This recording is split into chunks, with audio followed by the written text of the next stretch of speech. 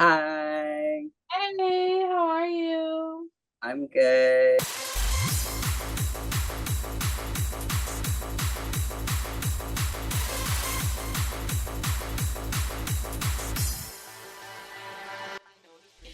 I received your package, by the way. I'm so excited for my sister to open it. Oh my God, I'm so glad. I'm so glad. I hope that your sister loves it. I think she will. All right, so I have some artist interview questions for you. Okay, First, what is the name of your newest project and what is it all about? well, my latest project actually would be considered the Beetle Drop, which was supposed to originally drop in April, but I've been on a hiatus for a little while, so I'm still working on it. But it's a set of four different beetles. They're all clown themed, of course. Um, and they are named, I believe, Blossom, Algae, Forest, and Raz, and they're each different colors. Each one was designed based off of different color schemes that some of my followers came up with. They are currently still works in progress, but eventually I'll get them done. Hopefully by like next month they'll be done. Very exciting. What is your favorite part about making art? My favorite part is seeing like other people really enjoy my art, like seeing like how excited people get to like open up the packages and see their new plushie, especially because like I put a lot of effort into these plushies as well, specifically like my fuzzier, bigger plushies. They come with adoption certificates, they come with Yeah, I candy, saw. yeah, they come with bracelets sometimes or with phone charms. So seeing people get excited about like all the different aspects of it is really it's the best part. That's awesome. That's so incredible. Who are your biggest inspirations as an artist? My biggest inspirations, I would say, would have to be these two plush artists on Instagram. They were pretty much the ones that set the stone for what I wanted to do as far as a plush artist. The first one is actually the person who made the pattern that I used, which is Hexcidin. This is their Instagram, and they make a whole bunch of plushies of their own as well. And they were the one that made the pattern that I use today for most of my plushies still. Um, and then the other person was they're known as Elkie Ellie Plush, and their plushies are so beautiful. They're all hand sewn, and the designs are all hand embroidered.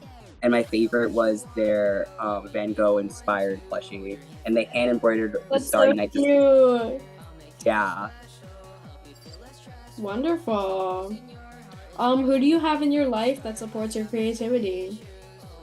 My partner Eric, he's the one that funded my business when I first was doing it. Since I didn't have a job when I first started making plushies, he was the one helping me get the yarn, get the fur, get the stuffing, pretty much everything. He was the one that was funding it in the beginning.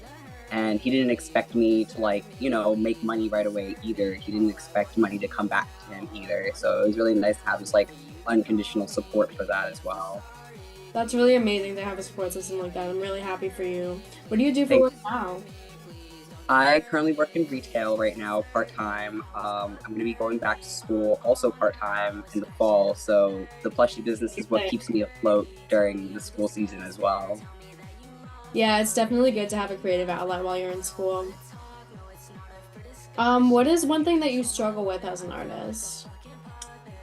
I struggle with a lot of burnout and art block because I'll have an idea for a set of plushies, like example the Beetle Drop. I had that idea for like a solid 2 months. I was drawing them up. I was figuring out what fabrics I needed to get, how much I needed to invest into it, what I wanted to add into it as well. Like there were different like normally I would add a keychain that's customized to the plushie for the person.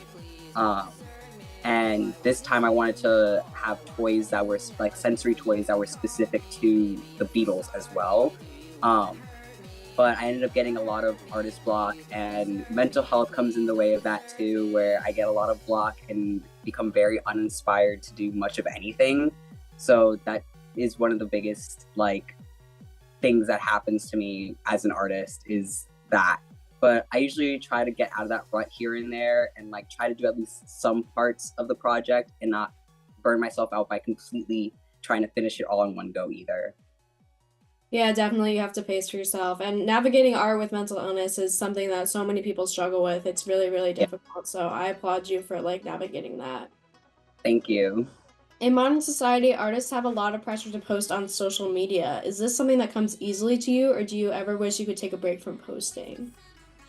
I am very inconsistent with my social media posting, but I was originally a cosplayer back in high school, so I know social media algorithms like the back of my hand now, especially with Yeah, Instagram and TikTok. Those were my most popular platforms back me in high too. school. Um, and so I know exactly what I need to do to get my post boosted enough for people, at least for my followers to see as much as this as I don't really care if newer people don't see my stuff as long as my followers are able to see my content, because at the end of the day, they're the ones that are there for it.